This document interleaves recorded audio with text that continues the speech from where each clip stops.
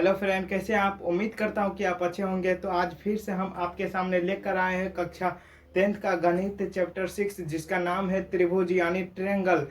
जो पिछले क्लास में हम थेल्स पर में जो था, थेल्स थ्योरम जो था वो हम पिछले क्लास में ही पढ़ चुके थे। आज हम पढ़ने वाले हैं थेल्स प्रमेय का जो विलोम है, यानी कन्वर्स ऑफ थेल्स थ्योरम जो है। आज हम वह पढ़ेंगे, उसकी परिभाषा को देखेंगे और जो उसका सिद्ध करना जो है, उसका जो प्रमाण देना है, वो हम जो थेल्स प्रमेय में जो कह रहा है, जो प्रमाण करने के लिए कह रहा है, वो हम आज सिद्ध करने वाले हैं। तो देखिए, सबसे सिद्ध करने के लिए जो है सबसे पहले 4 चरण होता है। सबसे पहला जो होता है यह क्या होता है, दिया है। फिर दूसरा जो होता है यह सिद्ध करना, और फिर तीसरा जो होता है रचना, और चौथा जो होता है यह प्रमाण होता है। तो सबसे पहले हम दिया है, क्या दिया है, यदि कोई रेखा त्रिभुज की, यानी किसी त्रिभुज की, तो किसी त्रिभुज, तो हम एक त्रिभुज लेते हैं, कोई त्रिभुज,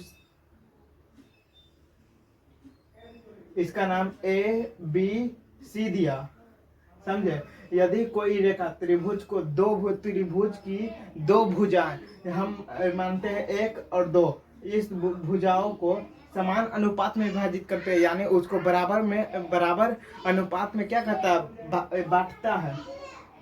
तो यही जो रेखा है, यह त्रिभुज की जो रेखा है, यह इसे बराबर अनुपात में बांटता है, डी और ई। तो यह जो है ए बी को डी पर और ए सी को जो है ई पर क्या करते हैं, बांटती है, समान अनुपात में बांटती है। तो क्या कर रहा है, यह तीसरी भुजाओं के समांतर होती है, यानी जो तीसरी भुजा बच गया इसके समांतर होता है, यानी डी ई समांतर होगा बी सी। तो सबसे पहले दिया है कि त्रिभुज एबीसी में क्या किया, त्रिभुज एबीसी में जो है एबी को और भुजा यानी रेखा जो है डीई, रेखा डीई, त्रिभुज एबीसी में रेखा डीई जो है, डीई क्या करता है, भुजा एबी को और एसी को समान अनुपात में विभाजित करती है। एडी जो है भुजा एबी को, भुजा एबी तथा भुजा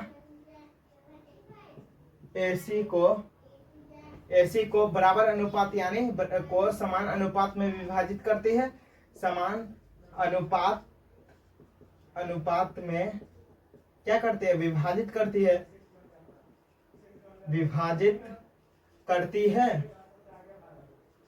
चलिए, इतना तक समझ गए। यानी हम इसे और लिख सकते हैं, अर्थात इसे हम बढ़िया से लिखे तो कैसे लिख सकते हैं, एडी बटा डीबी, एडी का अनुपात बीडी या डीबी बराबर एई का अनुपात ईसी, एई अनुपात ईसी।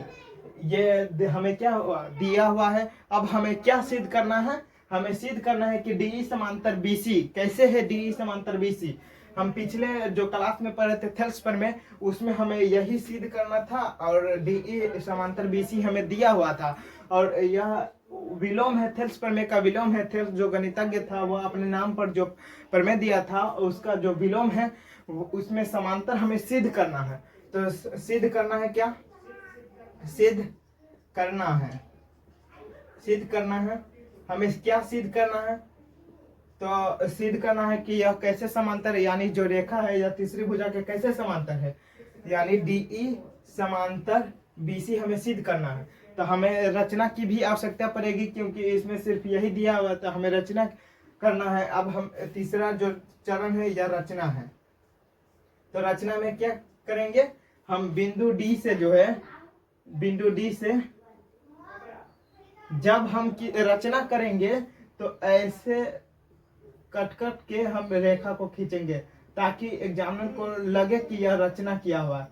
तो हम डी एफ जो है रेखा खींचा, जो एसी से एफ पर मिलता है, ठीक है। तो हम रचना किए हैं, डी एफ जो रेखा है, यह डी एफ है, डी एफ रेखा खींचा, डी एफ जो है, डी एफ जो है बीसी के समांतर रेखा, सीधा हम लिखते हैं कि डी एफ जो है, डी एफ रेखा खींचा, रेखा क्या हम खींचा, जो कि क्या करता है, जो कि एसी से एफ पर मिलता है, एसी से ए सी से क्या करता है, एफ पर मिलता है, एफ पर मिलता है। इतना तो हम रचना कर दिए। अब चौथा जो चरण है उसका क्या नाम है, उसका नाम है प्रमाण। जो चौथा चरण है उसका नाम है प्रमाण। इसको हेडिंग मतलब अंडरलाइन कर लीजिएगा ताकि देखने में अच्छा लगे। तो अब चौथा चरण जो है यह है प्रमाण। अब प्रमाण में क्या होगा अब वो देखेंगे। प्रमाण में हमें लिखना है कि माना कि जो है डीई समांतर तो बीसी तो नहीं है, हम मान लेते हैं कि डीएफ समांतर बीसी, हमें यह तो सिद्ध करना है, इसलिए हम मान लिए कि डीई जो है समांतर नहीं है बीसी के। माना कि डीई जो है रेखा डीई समांतर नहीं है किसके, बीसी के। हम दो लकड़ी खींच दिया और एक ऐसे कर दिया तो समझ लीजिएगा क्या समांतर नहीं है, यानी डीई समांतर नहीं है बीसी के, जो क्या करता है के समांतर नहीं है। इसीलिए किसी दूसरे जो रेखा होगा उसको समांतर होना होगा। क्यों वो समांतर होगा दूसरे रेखा को, क्योंकि यह दो भुजा जो है समान अनुपात में विभाजित होगा। अगर यह समांतर होता तभी वह समान अनुपात में विभाजित होता। तो यहाँ पर लिखा है माना कि डीई समांतर बीसी नहीं है, तो डीई समांतर बीसी नहीं है तो कौन होगा, डीई समांतर बीसी नहीं है तो इसीलिए दूसरा जो रेखा होगा वह समांतर होगा। तो डीई समांतर बीसी तो नहीं है, क्योंकि डीई समांतर बीसी नहीं है हम मान लिए, तो कोई ना कोई तो रेखा अवश्य ही इसके समांतर होगा, क्योंकि यह दोनों जो भुजाएं हैं त्रिभुज की यह समान अनुपात में विभाजित हुआ, के समांतर नहीं है। डीई समांतर बीसी, डीई के समांतर बीसी, माना कि डीई समांतर बीसी क्या है, नहीं है। डीई बढ़िया से लिख देते हैं, डीई समांतर क्या बीसी नहीं है। डीई समांतर बीसी नहीं है तो दूसरे जो रेखा होगा, दूसरे रेखा क्या होंगे, समांतर होंगे। तो दूसरे रेखा समांतर होंगे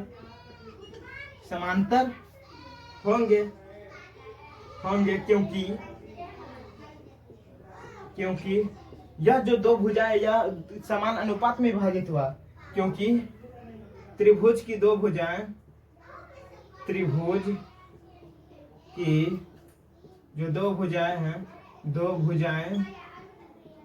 भुजाएं कौन कौन, ए बी और ए सी क्या है, समान अनुपात में विभाजित है, समान अनुपात में विभाजित है, समान अनुपात में विभाजित है।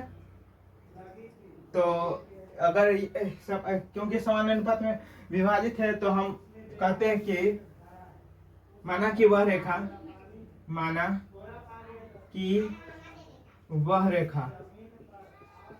रेखा जो बीसी के समांतर है वह डीएफ है। अर्थात क्या हो जाएगा, डीएफ समांतर बीसी, डीएफ समांतर बीसी। हम इसे समीकरण 1 मान लेते हैं। तो अब हम त्रिभुज एबीसी में देखते हैं, त्रिभुज एबीसी में ए बी सी, तो इसमें डी और एफ है। तो हम जानते हैं कि थेल्स प्रमेय के द्वारा जो है यदि दो रेखा जो होता है यह समांतर होता है तो इसके समान अनुपात भी क्या होता है, बराबर होता है। तो त्रिभुज एबीसी में क्या है, डीएफ समांतर जो है या बीसी के है, इसी समीकरण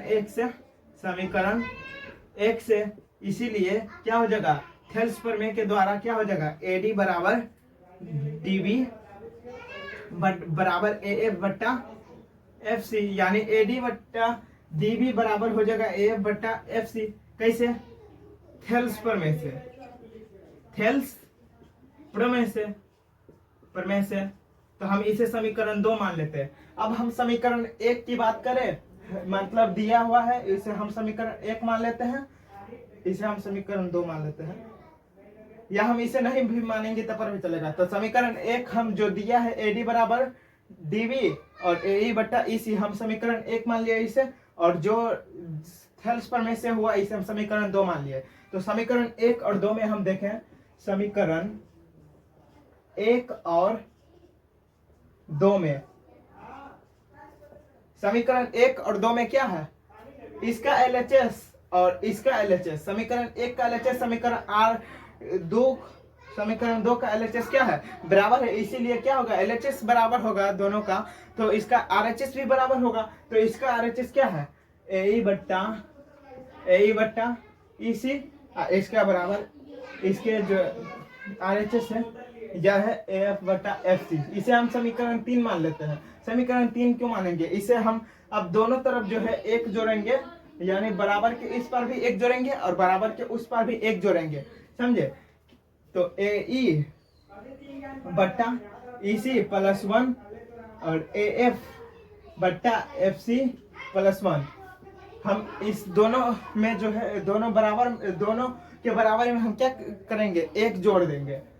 तो 1/1 हम अब LCM इस दोनों का कर लेते हैं। तो EC और AE यह हो जाएगा EC बराबर FC, AF हो जाएगा और FC हो जाएगा। तो यहाँ पर AE प्लस EC, हम देखें त्रिभुज ABC में, तो AE और क्या है प्लस EC, तो किसके बराबर होगा, या AE प्लस EC क्या मिलाकर क्या होगा, AC होगा। तो इसीलिए AC बट्टा EC। और फिर देखिए हम AF प्लस FC, तो AF प्लस FC मिलाकर क्या हो जाएगा, AC हो जाएगा। इसीलिए यह AC बट्टा क्या FC। तो यहाँ पर हम इसे AC गुन्ने EC तो लिख सकते हैं, नहीं, AC को हम AC को F से यानी क्रॉस मल्टीप्लाई कर देते हैं। तो AC गुन्ने FC बराबर AC गुन्ने EC। AC से AC तो कट गया, बच गया कितना, FC बराबर EC। देखिए FC बराबर EC, यानी यह जो है FC बराबर EC, यह तभी संभव है जब यह जो है यह बिंदु इसी पर हो, यानी ये बिंदु इस पर ही हो, F जो बिंदु है यह ये पर हो, यानी ये दोनों समानुपाती हो, या एक ही बिंदु पर क्या हो स्थित हो, समानुपाती हो, एक ही बिंदु पर स्थित हो। तो यह FC बराबर EC यह तभी संभव है जब ये दो E और F क्या हो, संपाती हो, यानी एक ही बिंदु पर स्थित हो, यानी F जो है यह E बिंदु पर ही स्थित हो, संपात F जो है यह E पर ही संपाती हो, तभी यह FC बराबर EC संभव हो सकता है। तो लिखेंगे यह तभी संभव है, यह तभी संभव है जब F और E क्या हो,